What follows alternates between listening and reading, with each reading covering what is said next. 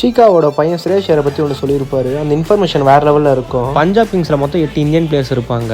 அதில் 2 capped players இருக்காங்க. அது மட்டும் இல்லாமல் 6 பேர் அன்கேப்டு பிளேயர்ஸாக இருக்காங்க. 2 கேப்டு பிளேயர்ஸ் யாருன்னா ஸ்ரேஷ் ஐயர், அது மட்டும் இல்லாமல் ஹர்ஷதீப் சிங். அன்கேப்டு பிளேயர்ஸ்னா இந்தியா டீமில் விளையாடாத பிளேயர்ஸ். இவர் இந்த அன்கேப்டு பிளேயர்ஸ்லாம் வச்சுட்டு இந்த டீமை குவாலிஃபை பண்ணி ஃபைனல்ஸ் வரைக்கும் கொண்டு போயிருக்காரு. நிறைய பேர் இந்த டீமை வச்சு இவர் வந்து இந்த சீசன் பிடிங்கிடுவாருன்னு சொல்லிட்டு நிறைய பேர் பேசிட்டு இருந்தாங்க. ஸ்ரேஷ் ஐயர் இந்த டீமை வச்சு குவாலிஃபை ஆகி ஃபைனலுக்கே போயிட்டாரு. நிறைய பேருக்கு செருப்பால் அடிச்ச மாதிரி இருந்துச்சு. இதுவே விராட் கோலி, ரோஹித் சர்மா, MS தோனி இந்த டீம் வச்சு குவாலிஃபை இருந்தால் ரொம்ப பாராட்டி இருப்பீங்க.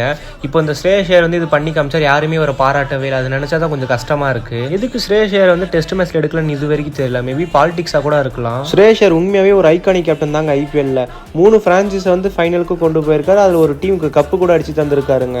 அது வேற எந்த டீம்ல KKR. அந்த டீம் இவர் எதுக்கு வெளியே விட்டாங்கன்னு இது வரைக்கும் தெரியல. மேபி ஒரு ரீடைன் பண்ணிருக்கலாம்னு தோணுது எனக்கு தெரிஞ்சு இந்தியாவில் வந்து சுமன் கில் கேப்டன்சி தந்ததுக்கு ஸ்ரேஷ் ஐயர் கொடுத்துக்கலாம்னு தோணுது எனக்கு. நீங்க என்ன சொல்றீங்க?